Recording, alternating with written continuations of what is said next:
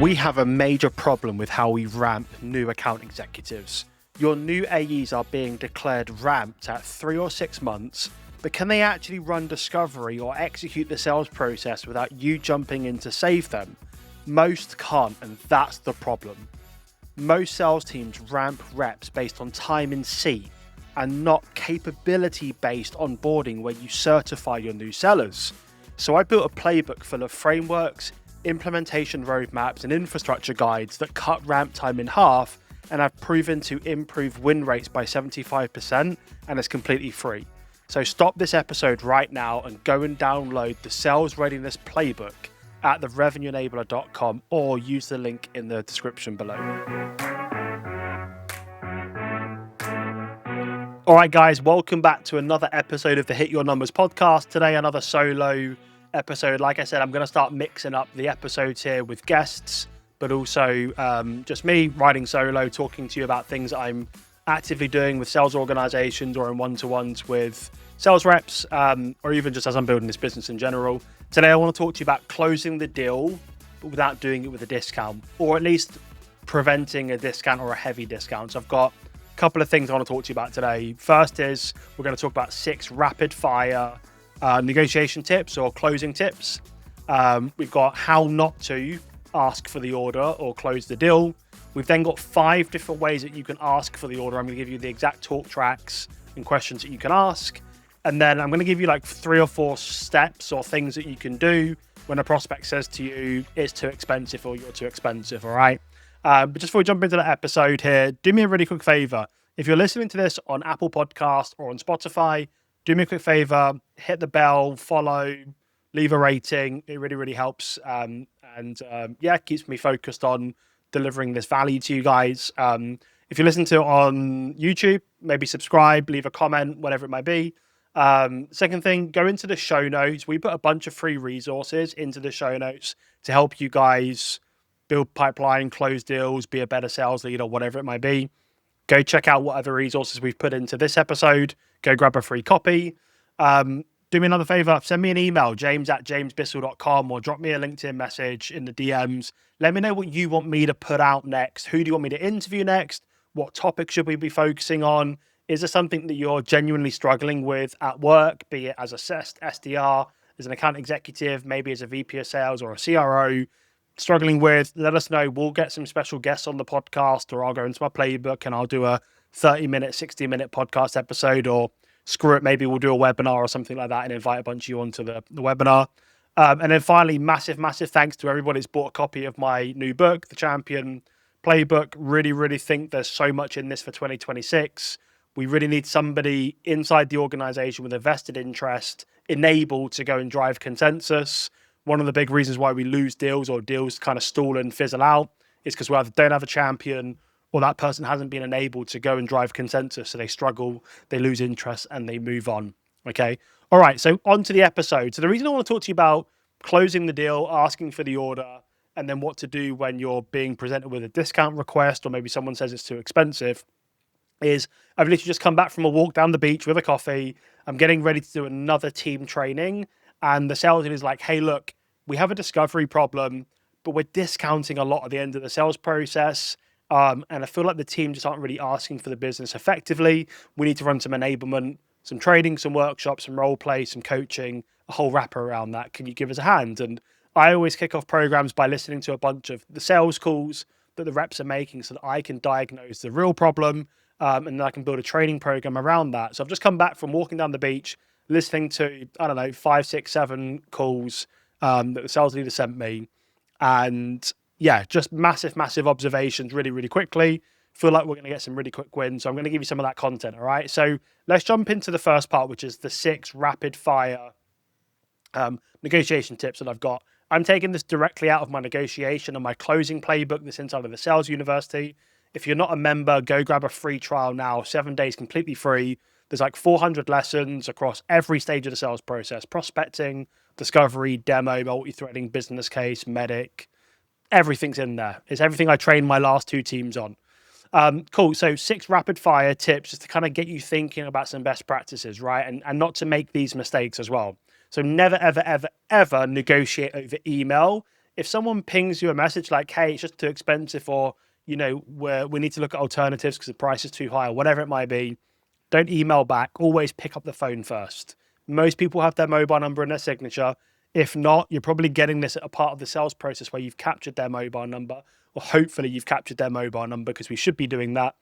Always pick up the phone first, right? So never ever negotiate over email. Number 2, bam fam, book a meeting from a meeting. Always, always, always book your next call to continue the negotiation. Let's say I'm in a negotiation conversation, be it with the VP of HR, the CFO, procurement. I want to make things really tough for people if they're asking for a big discount. So I never concede on that call. So I need to book a follow-up meeting because I'm going to go away and speak to people to see what we can come back with, because we're not going to approve that discount on first pass. So we need to kind of make them sweat a little bit, but I don't want to then send a follow-up email. I'm going to book in a follow-up call. Doesn't have to be for next week. It can literally be for that afternoon. I might say something like, look, I can't approve that. I don't get paid enough money. And I've never, ever seen a deal get approved like that in my time. And I've been here for 3 years. I'm actually looking at my CFO's calendar as we speak, and they've got a half an hour available, at 2 p.m. I'm going to put some time in with them. Are you guys available at 3 p.m. so that we can jump on a call and I can give some feedback on what my CFO said, and I'll book in that follow-up call there, because I want to deliver that price, which isn't going to be what they're asking for. I want to deliver it in, virtually, in person. I want to do it face-to-face. I don't want to do it over email. So always book in a following call when you're in that negotiation phase. Don't give without getting. Yeah, negotiation is a two-way street. I recently did, wasn't even a discount. I just didn't increase the pricing on the renewal for one of our team training deals. But in return, I made sure that we got a video case study, because we've been working with this customer for now for quite a while. And we both got a win out of it. They managed to maintain the existing rate. And I managed to get a really credible video testimonial about all of the great work that we've been doing with the customer and their sales organization. So don't give something without getting something in return.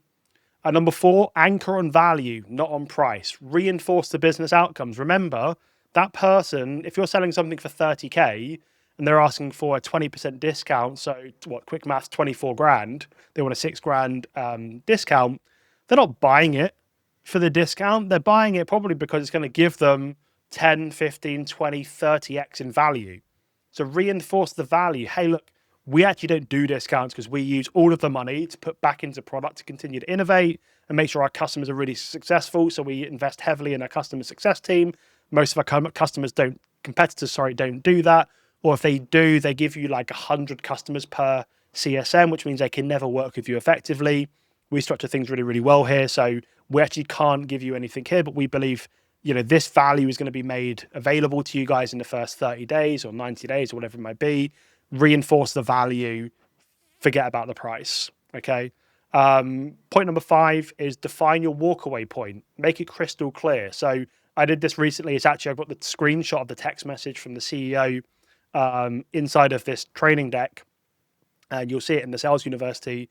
And the CEO is like, hey, we really want to work with you, but it has to be at this rate. And it was like a 50% or a 40% discount.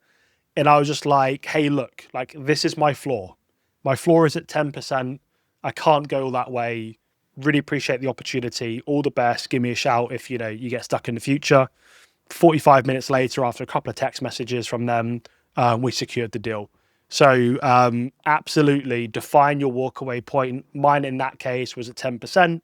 I wasn't prepared to go any lower. This was a significant deal for my business as well. It was a 70K deal, 80K deal, something like that. And I didn't want to give a load of it away. Like, I know I'm going to be delivering value, and we did deliver an enormous amount of value, but my walkaway point was 10%. So, hey, this is my floor. My floor is at 10%. Unfortunately, I can't get any further than that. Appreciate that might be a challenge for you guys, but unfortunately, we can't do anything else about that.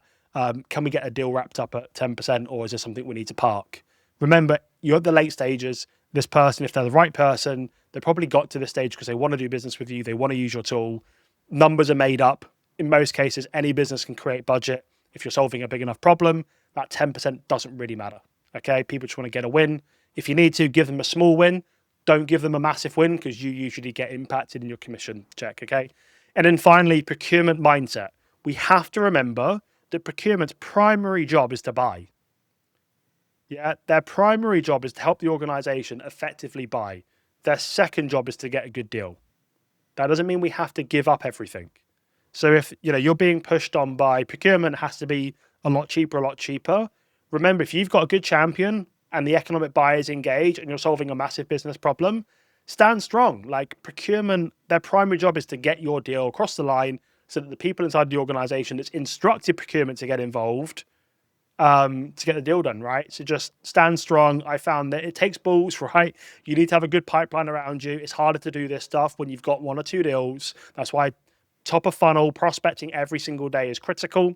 But yeah, just procurement mindset. Their primary job is to buy. Okay, cool. So those are my 6 rapid fire negotiation tips. So next I want to move into how not to ask for the deal and then how to ask for the deal. So let's start with how not to.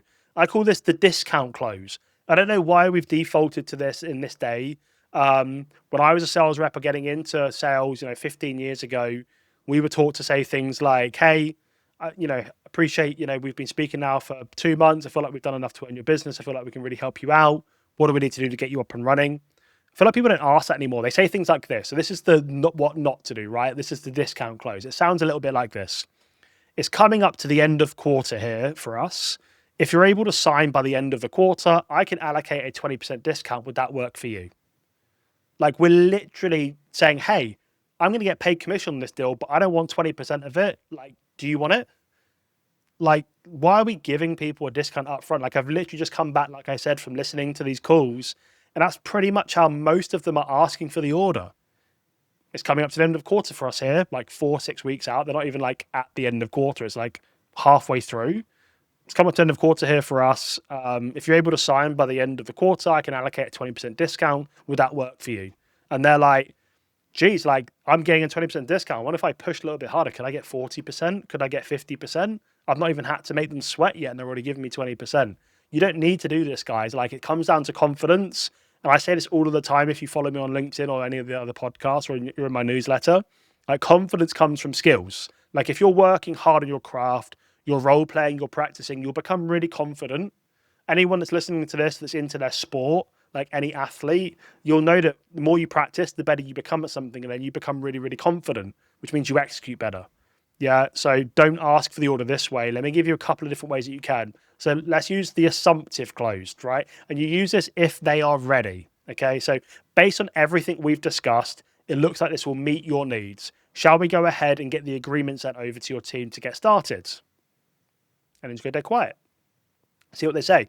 By the way, in most of the case, guys, with any of these closes that I'm going to give you, if they say no, like that's not a bad thing. If they're like, no, we'll never buy from you, conversation over, then yeah, that sucks. But when you're having this conversation, it's usually a point where you've uncovered value, you've delivered potential value that's possible. Worst case to say is, no, we're not ready yet. We need to do this, this, and this. Great. I'm just going to grab a pen and paper. I'm start writing those things down. Like, cool, like, do they have to happen in the same order? Can we do any of them at the same time? Who's going to own that? Who do we need to meet with to get this part done? Okay, great, that's cool. Let me send this over. Like, that's the worst can happen. So go for the order. If they're fired up, they'll go like, yeah, send it over. Let's roll. If they're like, hey, we need to do this, this, and this. Cool. Now I've got my decision process, right? If you're a MEDDPICC seller, right? So yeah, that's the first one, the assumptive close. The next one is the timeline close, right? Really like this one. If we want your team live by the 17th of June, we'd want to get the paperwork wrapped up by the 12th of April. Does that work for you? So what I'm doing is I'm saying, look, you told me that your contract ends or you need to be solving this problem by this date for this reason, whatever it might be. I need to work backwards. So our onboarding time is 12 weeks because we need to do this, this, and this, or it takes us 4 weeks to get you up and running or whatever it might be. Legals, InfoSec review, vendor onboarding, blah, blah, blah, blah, blah, whatever it might be, right? Work backwards and go, right, you need to be live by here. This is when we need to be signing contracts. Does that work for you? Any reason we wouldn't be able to do that? Again, I'm back into discovery because discovery isn't a stage. It's part of the entire sales process. I'm always in it. I need to be learning different things, right? So we've got the assumptive close, the timeline close, the mutual agreement close. So I might say something like this. From what I'm hearing, we've covered your main requirements. Are you comfortable moving forward and kicking off the partnership? Really, really simple. Again, I'm just going to get quiet on a lot of these and just see what they say next. Yeah, let's roll. Yeah, send me over the paperwork. Yeah, let's kick this thing off. No, I'm not ready yet. No, I need to do this. No, we need to engage that person. Cool. The value reinforcement close. So I might say something like, you mentioned earlier, this could save your team, I don't know, 17 hours per week, which results in X in revenue or cost. Shall we move forward so you can start seeing those results today? Again, go quiet at the end. And then finally, the advisor close. Okay, so it sounds a little bit like this. And I'm talking about the Sales University, and we've got like different like plans like develop, master, etc. So I might say something like this in terms of my advisor plan. So our develop or master plan would both solve your problem with multi-threading. I recommend getting the team up and running on the develop plan to start with. Does that work for you? So I'm like, hey, we have this plan, we have this plan. I believe both of them can actually solve your problem. I'm going to go ahead and recommend this plan based on everything we spoke about so far. Should we get you guys up and running? Would that work for you? That kind of thing. Keep it dead simple. But with a lot of these guys, like cost justification is so important. We need to do good discovery, good value articulation, good ROI mapping, so we can build a really compelling business case. So when we ask for the order, really, really straightforward, in most cases go, yeah, that makes total sense because we have this problem. It's costing us a lot of money. Your product solves a problem and the cost is significantly lower in return. So let's roll with it. Okay. Cool. So last up before we wrap up here, guys. So prospect says to you, just a little bit too expensive. It's more than, we were hoping to pay, that kind of thing, right? I've got 4 steps for you here. Okay. So step number 1, do not automatically offer a discount, and do not automatically say something like, well, we can look at pricing. Just take a minute and just gather yourself. It's like when you're on a cold call and someone hits you with an objection. You don't want to jump straight into it. You want to use a kind of a tool we call like a ledge, right? Where you just give yourself a little bit of time, capture yourself, think, and then respond. And you're going to kind of see what I'll talk about in step 2 in a moment.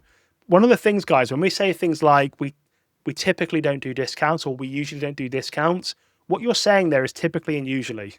And what that tells me as an experienced buyer, as a VP of sales, as a VP of HR, as a COO, as a CFO, whoever you're selling to, is typically and usually means it's happened before. Like, why can't I get that? I don't want to be the one that pays full price. So avoid using that language. And if I was you, as you implement a lot of this stuff, I would grab your transcripts and I would just listen to those back, dump them into ChatGPT, and ask it to pull out things like this. Like, am I signaling that we can do things when I shouldn't be signaling? Can you tell me where I'm doing that? And then you can isolate those things and work on those areas. So step 1, don't automatically offer a discount when people say it's too expensive. Don't say we can look at pricing, and do not get defensive. Okay. Step 2 is what you need to do next, which is time to get curious. So I might say something like, they say, hey, James, we really like the platform, just a little bit too expensive, or you're on the high side for us here. I might say something like, cool, like Julie, totally appreciate that feedback. Just out of interest, what did you think this would cost? In most cases, if they're buying something new, i.e. they've never used something like this before, probably had no idea what this was going to cost. So what are they actually comparing it to? And that's what I'm going to get to a little bit later. But like, what did you actually think this was going to cost? In most cases, they're either a really experienced buyer, they're just trying to drive the price down, or I've done a really crappy job of helping them see the size of their problem. Because if their problem, which warrants buying our solution, is costing them, I'm making this up, £1 million in lost revenue every quarter because their salespeople have got massive skill gaps. My training program at 50K, 60K, 100K, like really isn't going to touch the sides, right? So absolutely need to just kind of get curious and ask them, just out of curiosity, just out of interest. Appreciate that feedback, by the way. What did you think this would cost? Okay. Don't get defensive, genuinely curious, calm tonality, that kind of thing. Okay, cool. That's step 2. Step 3, when people say things like it's expensive, it's usually because they're comparing you with something else, right? We need to understand what that is. So I might say something like, hey, look, appreciate that feedback. Curious, like when you say we're a bit too expensive, can you share who our pricing is being compared to or compared with? The reason I say to and with is because there's going to be usually 2 things you're up against. One is a direct competitor. So for me, that might be me up against somebody else selling sales training or skill development, whatever it might be. So that's what I'm being compared to, or compared with could be a competing project.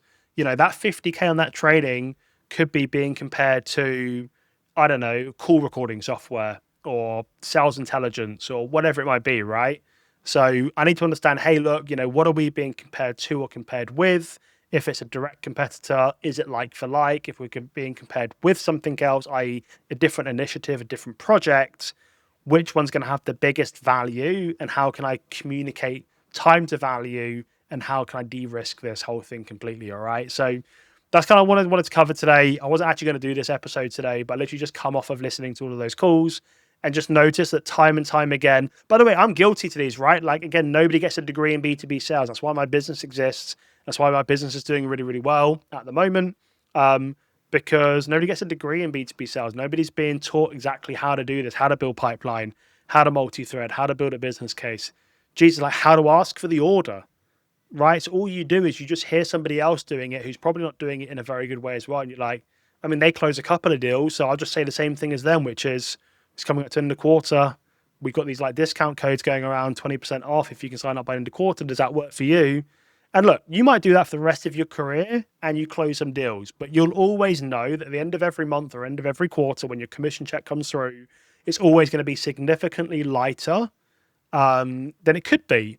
Or you might keep missing quota, and the reality is you're missing quota because the discounts that you're giving out are costing you that gap, okay? Or maybe you're just scratching quota, but you're not getting your accelerators because the discount is stopping you from getting there. So I'm not saying don't do discounts, okay? Discounts, when used effectively, can be really, really powerful. All I'm saying today is, like, ask for the order without asking for a discount. If you've done a really good job in the sales process, being a good communicator, being a good listener, going out of your way to be helpful, making introductions into existing customer champions, whatever it might be, helping them build a business case, doing good discovery, whatever it might be, yeah, you've earned the right to at least ask for the deal. So ask for the deal. Don't use a discount to do it. And then when you're presented with a discount or someone says you're too expensive, don't jump straight into that discount conversation. Unpack, where's this coming from? What did you expect it to be? What are we being compared with? That kind of stuff. And then if you really need to, because you've uncovered the rationale behind the discount, then make a decision. But if you make the decision to do a discount, remember, make sure you get something back in return. Yes, obviously we want the signed deal, but ask for like 3 referrals, or ask for a video case study, or ask for a multi-year contract, upfront payment terms. Ask for them to make a commitment to buy your second module in the first 6 months, and so that you can be compensated on that, and that ultimately helps your deal go back up to where it needs to be. Whatever it might be, right? So I hope this was helpful. Like I said, I genuinely read all of the emails. So send me an email, james@jamesbissell.com, or send me a LinkedIn message, DM me. What do you want us to talk about next? What's the topic that you're struggling with? Is there anyone that you recommend that I interview? Like we've had 50 episodes now, maybe 60 by the time this one comes out. We've interviewed, I don't know, 15, 20, 25 different people on the podcast, absolute legends in the sales game, from SDRs, AEs to sales leaders. I want to interview more people in 2026. So if you know somebody, or somebody on your team is an absolute rock star, smashes quota all of the time, make an introduction. I'd love to interview them on the podcast. All right, guys, I'll see you in the next episode of the Hit Your Numbers podcast soon. Have a good day. All right, thanks for listening to this episode. I've got something else I want to give you before we wrap up here. So we've built the leading skill optimization platform with 400 plus sales lessons, 12 courses from prospecting all the way through to late stage deal negotiation and more, one-to-one sales coaching and AI sales assistance. And I want to give you 7 days free access to the platform. The reason I want to do this is because nobody gets a degree in B2B sales. And after training and coaching hundreds of sales reps and teams in the last 2 years, most haven't mastered critical selling skills. And it's preventing them from being promoted, earning great money, and building a great career in B2B sales. So go to the revenueenabler.com, grab a free trial, and join hundreds of salespeople that are closing their skill gaps and mastering sales. There's a link in the video description. I'm looking forward to getting you set up. Give me a shout with any questions.